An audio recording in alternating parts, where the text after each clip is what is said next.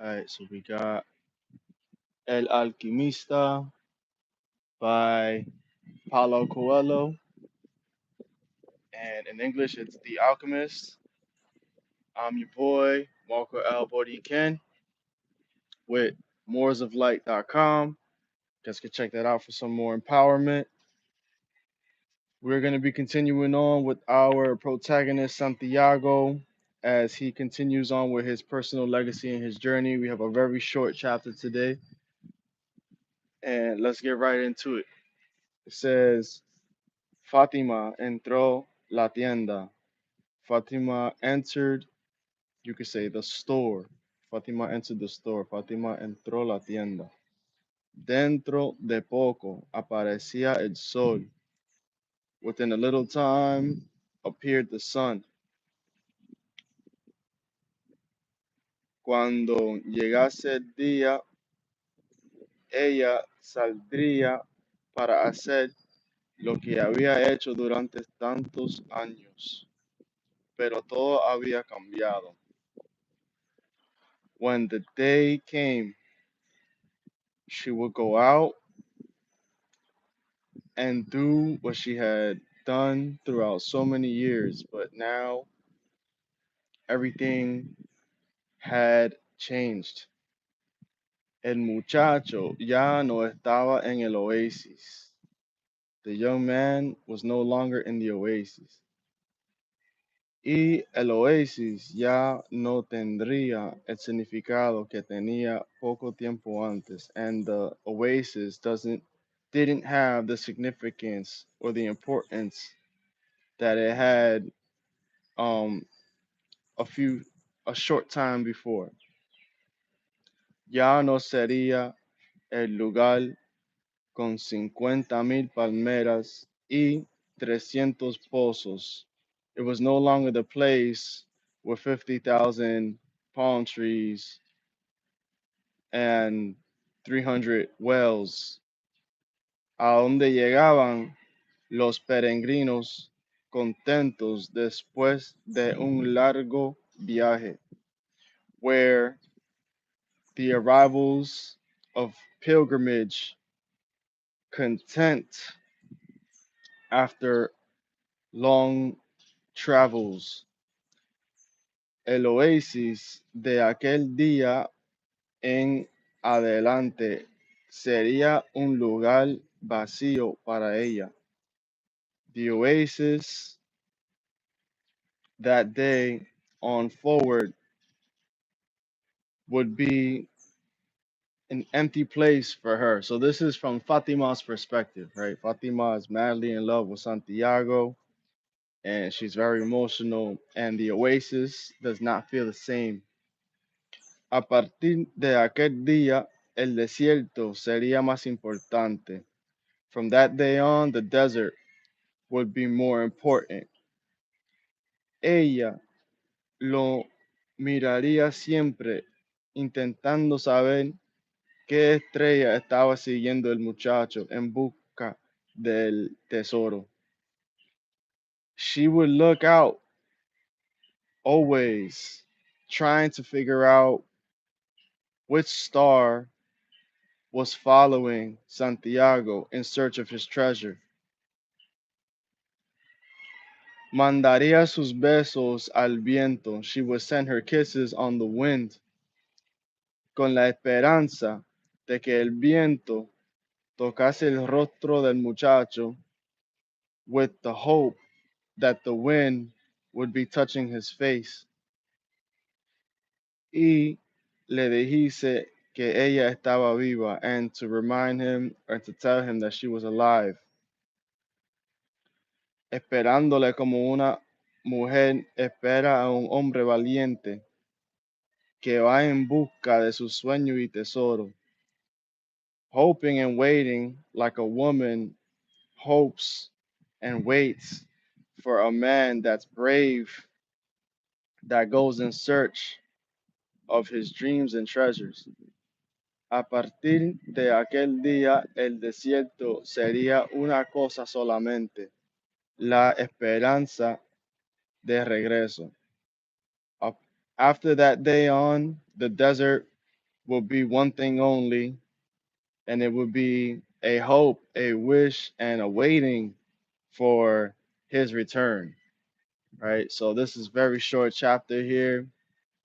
For those of you that are commenting, I can't see from that far, so I'm just gonna go ahead and give you guys what the runaround is here. So Fatima, um, after Santiago parts on his travels, Fatima is being shown here by the author. It's being given a description here of how she is kind of following in line with the tradition of being a woman of the desert, where um, she waits for her love that is now one with the elements, and he, as Santiago, an ambitious young man that comes from Andalusia and is now traveling the Maghreb, the desert, into Egypt,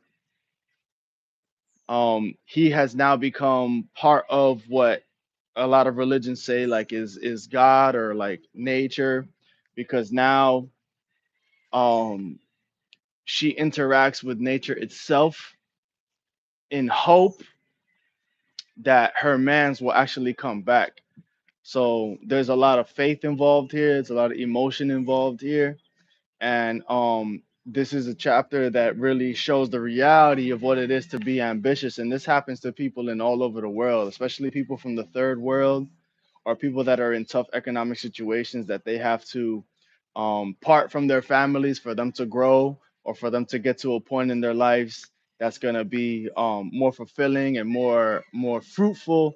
But there is a sort of, I don't like to use this word sacrifice, but there is sort of like a commitment and a sacrifice that is done on behalf of whoever it is, whether it's a male or female, um, for them to grow. But there is a bit of a parting or a farewell. You know, the distance aspect is what seems to have our people lament in these situations.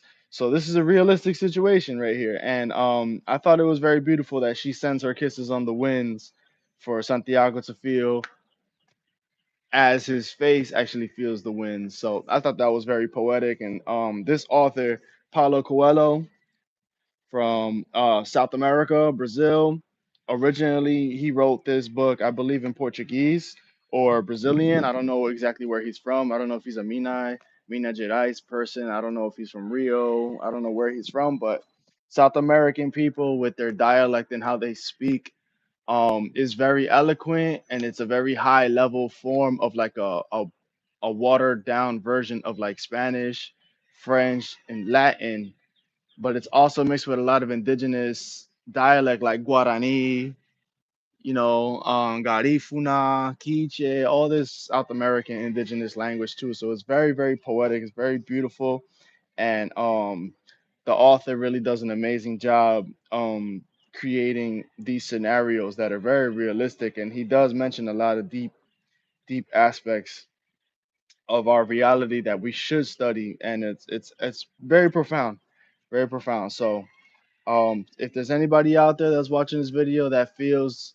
some sort of growing pains or their heart aches for somebody in their life that has had to make a sacrifice, whether it's through the armed forces or whether it's through a profession or whether they had to move from their hometown or their country and stuff like that, um, you know, remind those people, especially now in this book. Obviously, they didn't have cell phones, but you have cell phones, and it would be nice if you could remind those people that you do have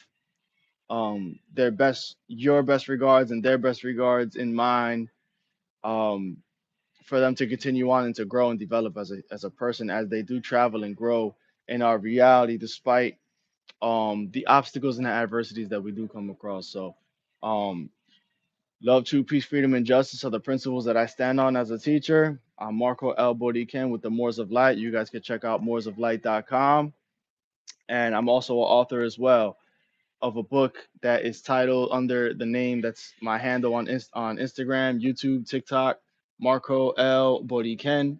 Boriken is one of the names of the Atlantic island of Puerto Rico. And L uh, is a theological title. It's a Moorish appellation, and it also is reflective of the Elohim, and it's also reflective of the Ibri, of those who've crossed the river from the far Blue Nile, which is over in West Asia, Europe, Maghreb area, and have made it to the Americas. So Marco is just the name that has been passed down through my paternal lineage. So just to give you guys a little bit of a backdrop of who I am and what it is that I do, I'm a teacher by trade, work, and profession. Been teaching people English and about American culture for about almost 6 years now. Almost 6 years now. My first 2 years was with primarily South Americans, and then my last 3 years have been with North and South Asians and very few Russian and very few Maoris from Burkina Faso and stuff like that. So I hope that you guys enjoy what it is that I'm doing. Once again, the only obligation of a person is to complete their destiny. You got the crescent moon on the back, and you got the sun in the front, right? So this is Paulo Coelho's El Alquimista. I highly recommend this read. It's a really good read, and it's about a sleeping Morisco finding knowledge of self. So yeah, I'm Marcoelboriken. Send you guys a lot of encouragement and love, true peace, freedom, and justice.